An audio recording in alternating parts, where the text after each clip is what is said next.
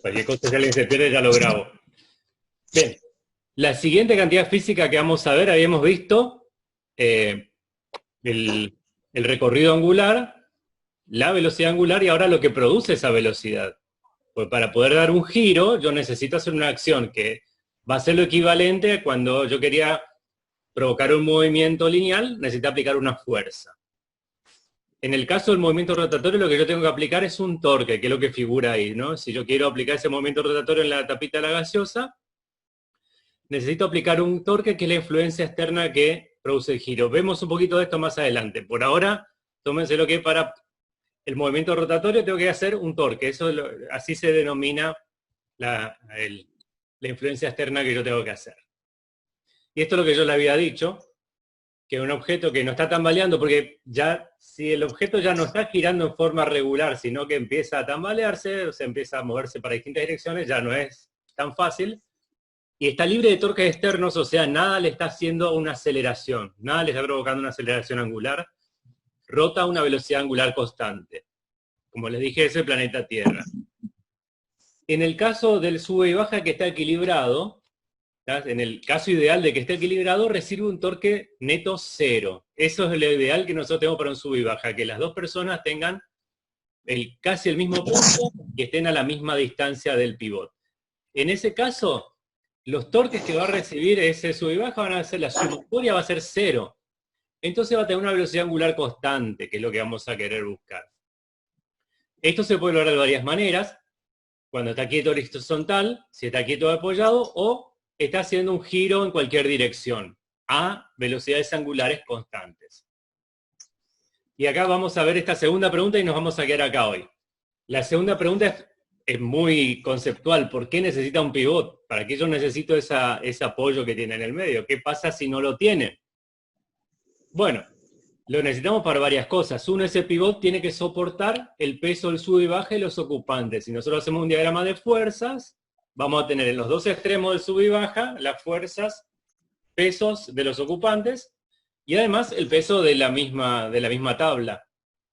Ese peso se tiene que contrarrestar exactamente con el peso, con la reacción del piso sobre el pivot, que es lo que vimos en la clase anterior. Fuerzas equilibradas. Si no, ¿qué pasaría? El sube y baja se movería, eso es lo que no queremos. Se caería, digamos, atravesaría el planeta Tierra. Y aparte, esto hace que el sube y baja rote, pero no se traslada. Y lo que quiero decir con esto es que muchas veces tenemos que analizar que generalmente los objetos no solamente tienen rotación, sino que tienen traslación. Pasan las dos cosas. Y eso, el planeta Tierra es un ejemplo claro de eso. Entonces, ¿cómo analizamos la situación en ese caso? Lo haremos con algo llamado el centro de masa. A ver si ahora les quiero compartir un video. A ver si lo pueden ver.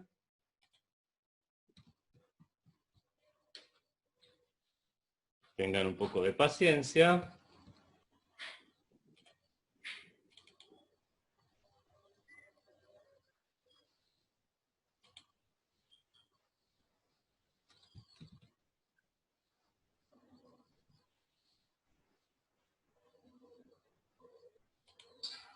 The motion of what seesaws do, however, is rotate.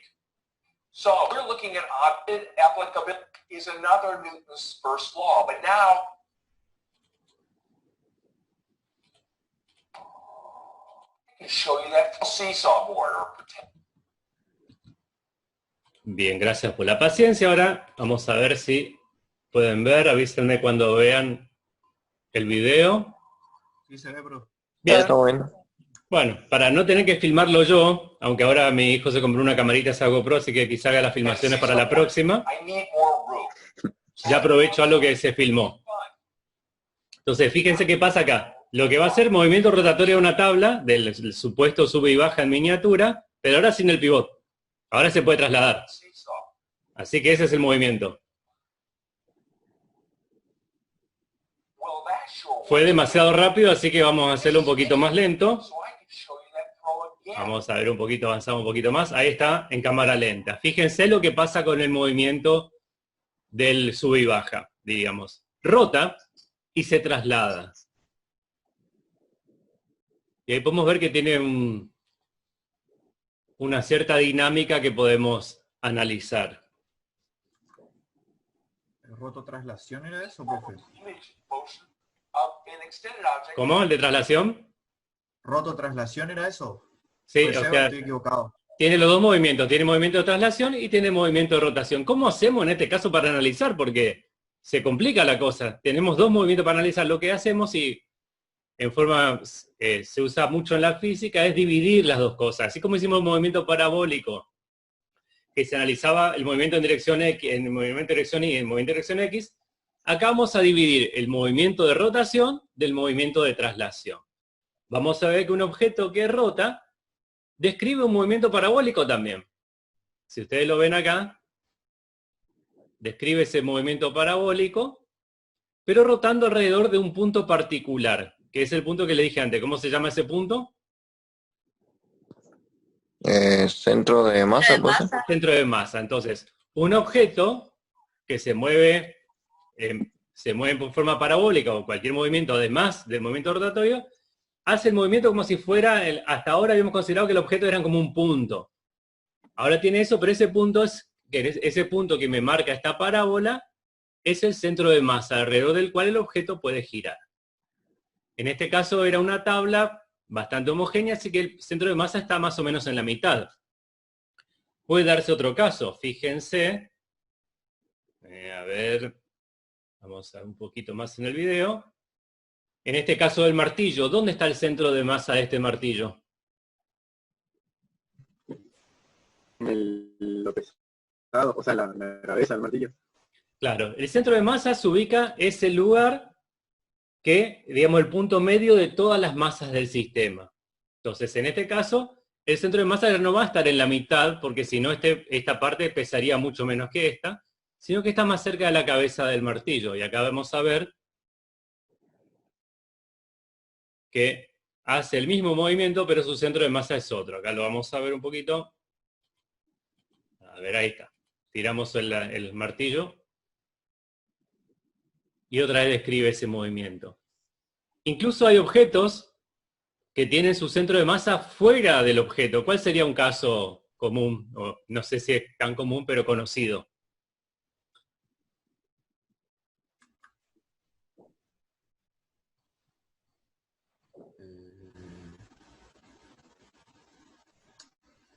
Está el caso de un instrumento que se utiliza para la caza en Australia.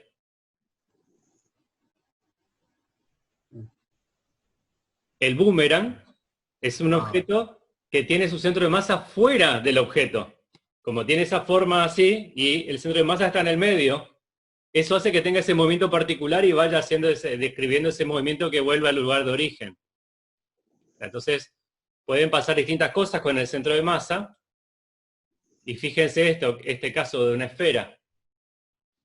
Parece que es una esfera normal, pero fíjense cuando se la tira. A ver, acá vamos a ver, ahí está. Fíjense qué pasa con esta esferita. ¿Qué tiene esa esfera? Esa pelota. Tiene un relleno de agua que no está fijo, sino que eso se va moviendo, entonces el centro de masa va cambiando todo el tiempo. Entonces por eso tiene ese movimiento raro esa pelota. Entonces uno le dice, como no tiene un centro de masa fijo, sino que va rotando, a medida que va rotando la pelota, tiene un movimiento que es muy difícil de predecir, digamos. O sea, hay muchas formas de esto. Y esto tiene una importancia práctica, porque por ejemplo hace un par de años vino un diseñador que se ocupaba de diseñar máquinas agrícolas. Y lo que nos decía en una charla que dio es que, por ejemplo, si yo estoy diseñando un fertilizador, ¿dónde pongo el tanque donde va el fertilizante? Lo tengo que poner lo más cerca posible del centro de masas, porque si no voy a tener que hacer una fuerza excesiva sobre el motor. Fíjense este otro caso. Este es un desarrollo tecnológico argentino que se hizo, del que nos habló el hombre este, porque estuvo involucrado en ese diseño, en el cual se logra pulverizar más terreno en menos tiempo. O sea, tienen esta pulverizadora, fíjense dónde está el tanque, está muy cerca del centro de masa, porque el motor tiene que estar situado, el motor, toda la distribución de masas tiene que estar para que no tenga que generar tanto torque a la hora de girar, porque imagínense que esto llego al final del campo y tengo que girar.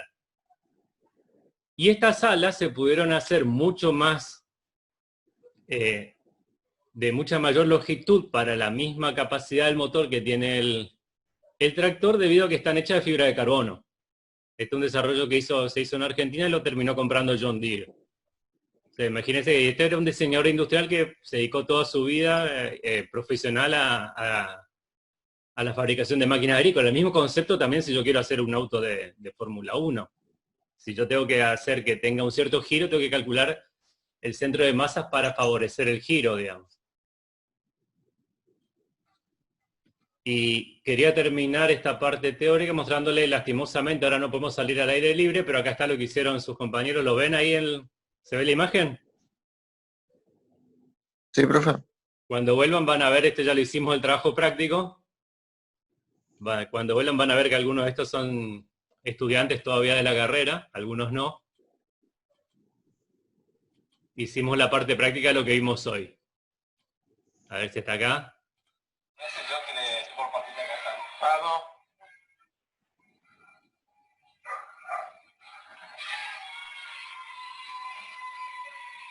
Para los que son de Oberá, estamos en el barrio Krause.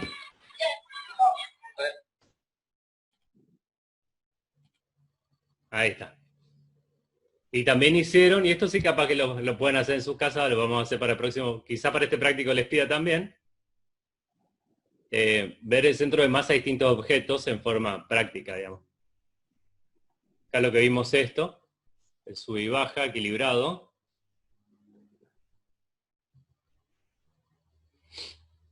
Pusieron dos personas de peso similar, hicieron la misma experiencia que vimos ahora. Y después sí, hicimos con dos personas. Bueno, ¿qué pasa si yo me siento sobre el pivote? Eso es lo más aburrido del mundo, no pasa nada. Porque no logro generar torque. No hay torque, entonces, bueno, que parece que este ya no está del todo sobre el pivote, es más divertido. Se puede equilibrar muy poco tiempo, perfecto el equilibrio y el juego más aburrido del mundo. Sentarse en una silla, básicamente. Y ahora sí hicieron con personas de distinto peso, es decir que tengo que buscar uno bastante más pesado que los demás, lo cual deja de ser divertido para la persona más liviana y después cómo solucionamos esto, ¿no es cierto? A ver si acá hicieron el experimento de cambiar y medir la longitud a la cual se equilibran las dos personas. Ahí está la medida.